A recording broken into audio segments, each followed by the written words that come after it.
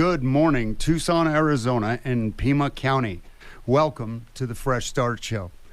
Today, November 2nd, Saturday, is the first Fresh Start Expo, Maricopa County.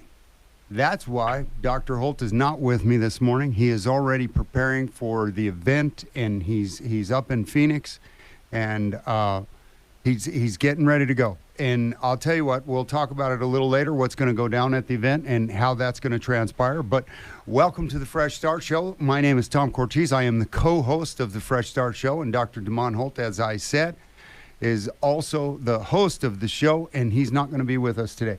Thank you for being with us, and let me give you a big reminder right now on November 2nd.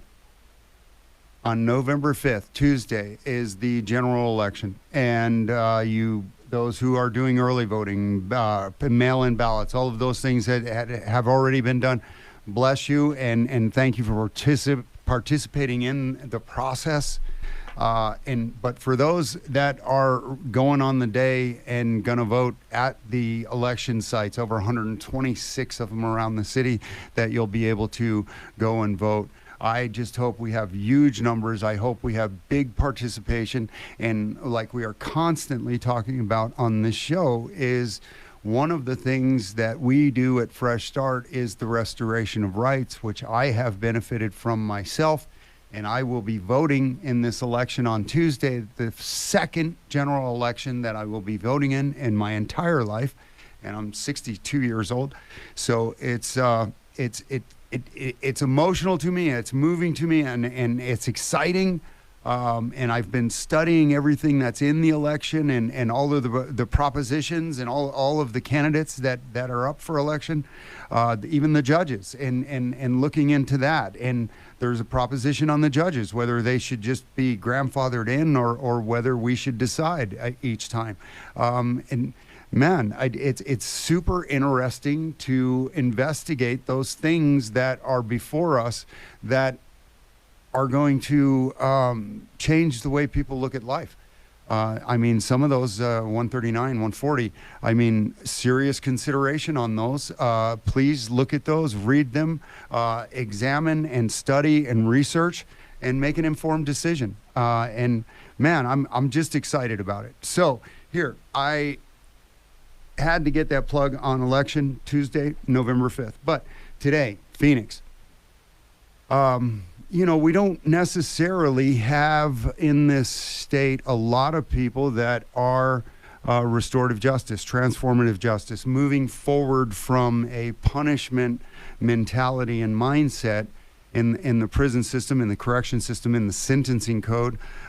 So sometimes we run into some walls, and the event in Phoenix is not going to be what we wanted it to be this time, but it's going to be everything that it's going to be, with all of the people that have invested in this day, that they're going to show up. And from 9 to 2, okay, at 2600 West Camelback Road, Building 71, Phoenix, Arizona, at Grand Canyon University, Building 71, from 9 a.m. to 2, we will be up there. There will be resources there from all over Phoenix and surrounding areas.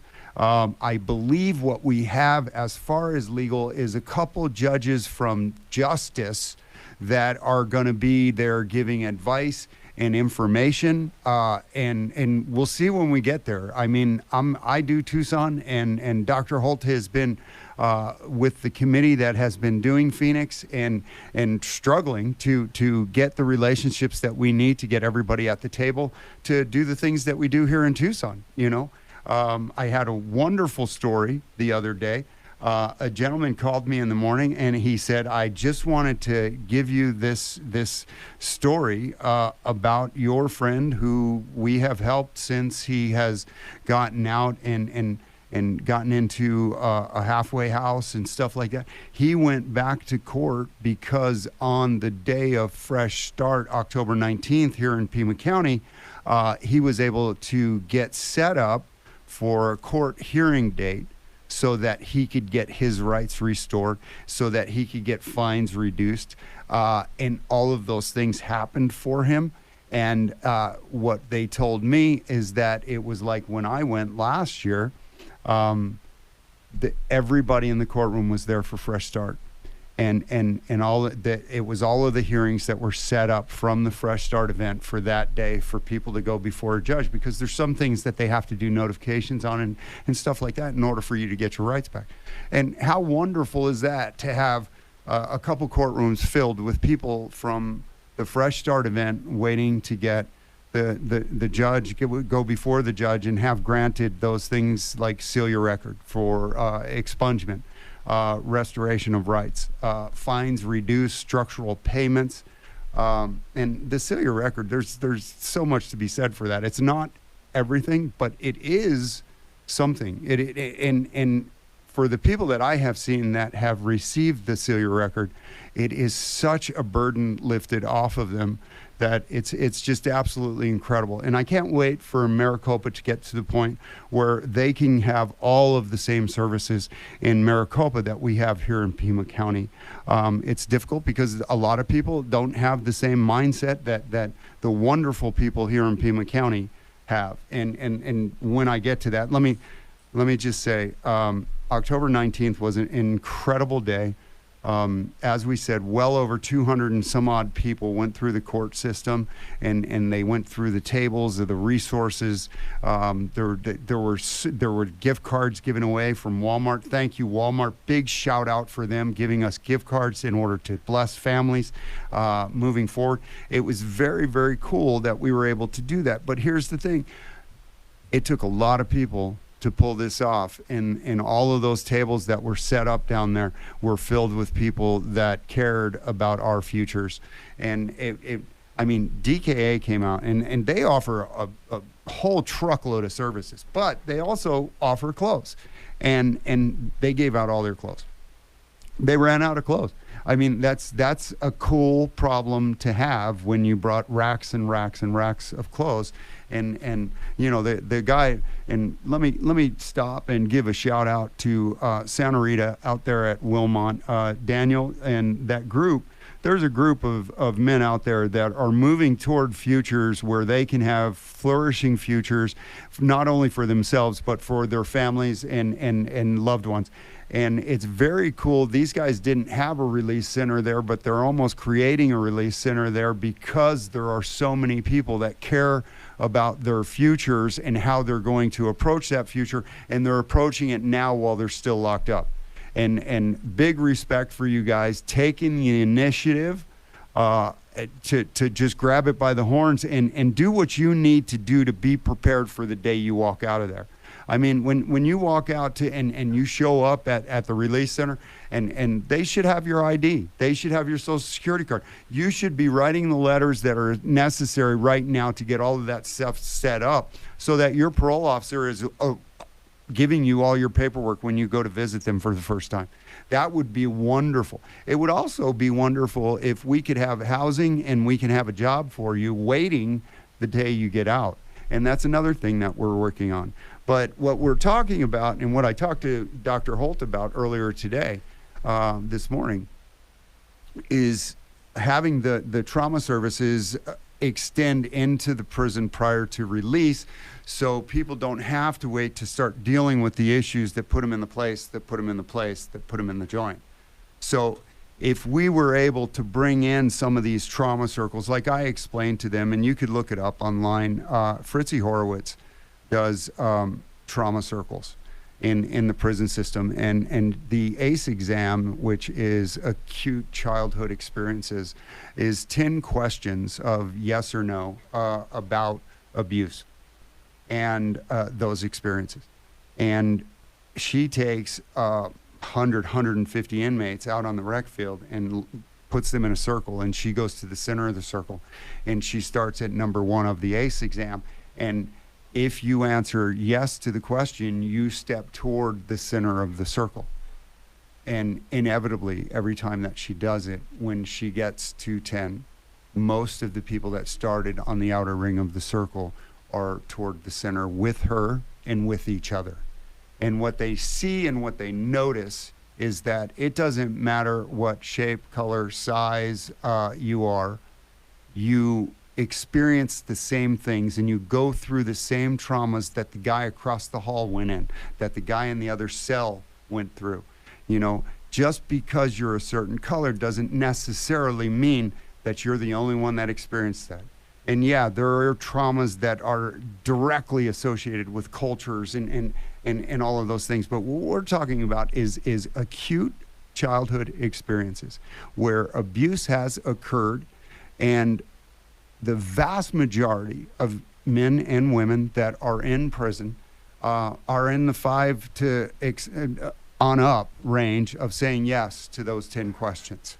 So it would be really cool if we could start working on those issues before and in prison now, before we ever got out. And then we could have a stronghold developed for when those things that would necessarily trigger those traumatic events in our life, we can have a strength knowing that we have a defense, that we are trauma resilient because we've gone through this training with Dr. Holt.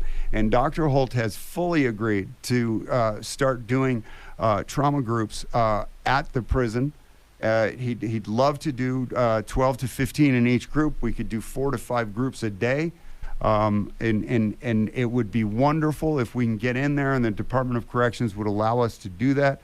I'm in contact with the CL4, and we are praying that that goes through and that we can start doing that. And then we're going to start doing it out here too with the people that didn't have the opportunity to do it before they got out.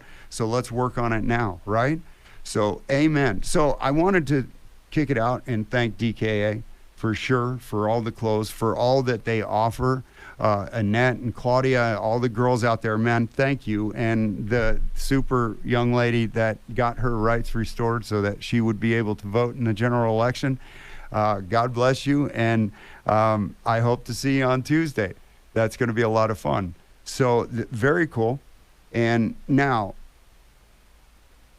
again, we wanted to say thank you to a number of people. And Sports Clips would be one of those. Because, man, they must have done 70 plus haircuts and never broke, never, you know, they just kept moving and the line kept going through and people kept coming out of there with these huge smiles on their face because they were so happy because they felt better, because they looked better. And then they DK with the clothes. I don't know what order it was in, whether they got the clothes, then the haircut, then the clothes. But I'll tell you what, we saw a lot of people that were looking good. They were slicked out and they were dressed well. And it was wonderful. And here's the other thing. We want to start pushing, you know, a more of a presence for employment and for housing. And we really have to work on felony-friendly housing in this city, in Pima County, and extend it for wherever we go. But in Pima County is where I'm going to be, and I'm going to be handling Fresh Start in Pima County. And I'm just super interested in us being able to get a network together of landlords, of employers, and getting with them so that they understand that there's actual federal benefits to them hiring somebody who is an ex-felon. And I believe one of them is $5,000 bond, and another one is insurance, and they can be renewed every 6 months as long as you keep employing the individual. And those things, the bond and the insurance, are to cover any losses that you may incur while that individual is employed by you. And I'll tell you what, here's what's amazing to me, because with all the years that I did in prison, the one thing that I know is the best possible workforce you can have is a bunch of people from prison. And man, they got a lot of work done in the prisons. They had inmates build prisons, they had inmates landscape prisons, they had inmates build the walls around prisons, the farms. When we used to have the farms, the dairies, the slaughterhouse, the prison was almost self-sustainable at one time many years ago, because there were so many people that were working within the city and around the communities where the institutions were. Plus, the institutions had farms, and they had dairies, and they had a slaughterhouse. And it was a time in the system that was very corrupt. But it was also a time where things ran pretty smoothly in the system, and the food was good, and the programming was good. But there was only a certain amount. And that's what the problem with the system is now. And that's what we're trying to change is we want to change the sentencing code, because the sentencing code is what's keeping people locked up for years and years and years. And it doesn't matter what you do and all the time that you're in there, you're going to stay locked up for that period of time. And why is that? Because we are in a mandatory minimum sentencing code. I mean, the U.S. has the highest incarceration rate in the world, with about 2.1 million people behind bars. How crazy is that, right? And then we only represent 5% of the global population, but nearly 25% of the incarcerated population is in the United States. 25% of the world prison population comes from the United States. Unbelievable. African Americans and Hispanics make up a disproportionate percentage of prison population. Black Americans are incarcerated at roughly 5 times the rate of white Americans. These disparities often stem from systemic issues such as over-policing in communities of color, biased sentencing, and economic inequality. And I'll tell you what, the economic inequality, we talk about it all the time, that from poverty to prison pipeline is real. And it doesn't matter what color you are. If you're poor, the likelihood of you going to prison is much, much higher than if you are not poor. And we know that money buys justice, and money buys an attorney that can get you what you perceive as being justice. I think the last place you're going to find the truth is in a courtroom.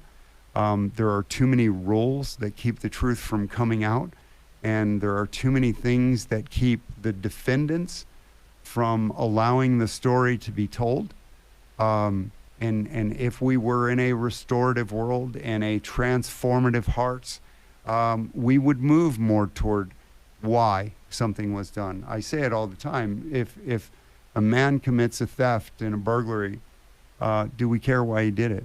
And if that man did it to feed his children, or if that man did it to feed a habit, do we care? Well, we should care. We certainly should care, because the man that's trying to feed his children obviously needs a job with a sustainable wage that he could support himself and his family. And we can help him with that. The individual who's stealing to supply a habit, yeah, we need to help him too. And why wouldn't we want to? Why wouldn't we want to make people whole? Because when we make an individual whole, we tie them back with a group, a community, a family of people that they were attached to, and it starts to make them whole and starts to help them to heal. And I'll tell you, violence and abuse, both between inmates and involving staff, remain significant concerns in many facilities. The U.S. has high recidivism rates, with about 2/3 of those released being rearrested within 3 years. Many prisons prioritize punishment over rehabilitation, resulting in a lack of effective reentry programs. Restorative justice is the only alternative. We have done mass incarceration for a long, long time. We have done punishment. We have done mandatory sentencing. I received a 20-year sentence. 3/4 of the sentence had to be served before you were eligible for parole. So whatever you did in the time prior to that 15 years being served, it didn't make a bit of difference. And then, and because I went to school, I went to programming, I did all the things that were offered that were possible. When I went before the board after 15 years, I was denied 3 times in a row with 3 different boards until I maxed out my sentence. So, the parole system and the just wasn't all it was made up to be. Previously, the old system with copper time, good time, all of those things where you could earn credits for having a job. You can earn credits for going to school. You can earn credits for doing a job and vocational training, behavioral health.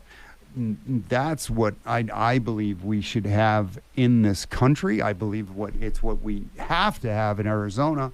is an incentivized sentencing code, because I believe that there should be boxes and there should be campuses, and those campuses should carry behavioral health and vocational training and education so that people can move past their traumas into the future that they were made to live to begin with before they got off track.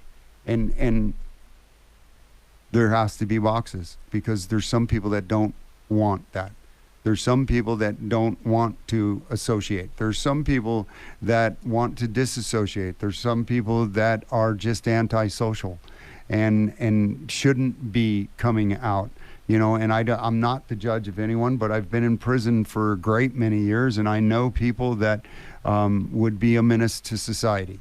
And they're not necessarily the people that society would believe were the menaces of society. So it comes in many different shapes and sizes, and the only way we're going to change this system, if we start programming and we start adding the education. And my mother-in-law, who is like an angel on earth, and she's always looking. She's so proud of all the things that I get to do with Fresh Start and the lives that we're able to touch and all of those things.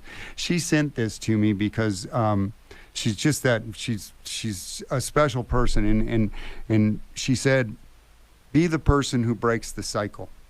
If you were judged, choose understanding. If you were rejected, choose acceptance. If you were shamed, choose compassion. Be the person you needed when you were hurting, not the person who hurt you. Vow to be better than what broke you, to heal instead of becoming bitter, so you can act from your heart, not from your pain. Laura Deschênes. And man, that's really good right there. And I keep telling people that we have to be sociopaths. We have to move from one moment to the next moment. And if somebody offended you, don't carry the offense into the next moment. Carry life into the next moment. Carry love into the next moment. Carry compassion and empathy into the next moment. Because you know what? That's what people need to heal. And there are too many of us that have faced complex traumas that you see behind this calm and relatively serene demeanor. There are turmoil. It's the duck, and you see the feet below the water that are just paddling, but above he looks very, very calm. You know, and a lot of us with the traumas that we have suffered, we're paddling. You know, and I include that myself in that, because there's still a great many things that I work on constantly, that I need work on constantly, and there's a great many things that I'm really strong at, and there's some things that I'm not so strong at. There's some things that I need help with, and you know what I do? I ask for help, and that's one of the things that we talk about at the orientation every week. Man, you gotta open your mouth. Closed mouth don't get fed. And like, another shout out to these guys out at there, Santa Rita, man. Keep working toward your futures now, because whatever you do now is building a foundation for when you walk out of there. And when you walk out of there, you're going to say, wow, man, I am so glad that I did this. I am so glad that I set myself up for success, and that each and every day that I'm moving toward that, I'm trying to make myself the best version of myself that I can be. You know, because, again, I say it all the time, man, there's somebody looking at each of you, and they're looking to see what your next move is, because for some reason they think you're cool. Your next move can move them into your past or their future.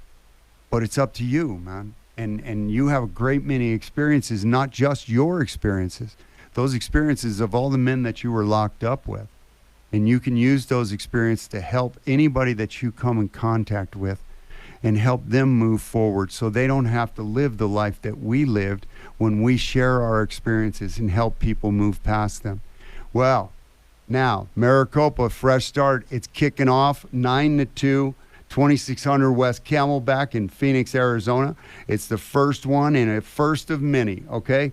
And we're going to have our Christmas giveaway probably the third Saturday of December. And then we're going to do the first clinic in January, probably third Saturday in January. But we'll give you updates on all of that stuff. Fresh Start, where mistakes are a life lesson, not a life sentence. God bless you all, and have a wonderful Saturday. Fresh Start.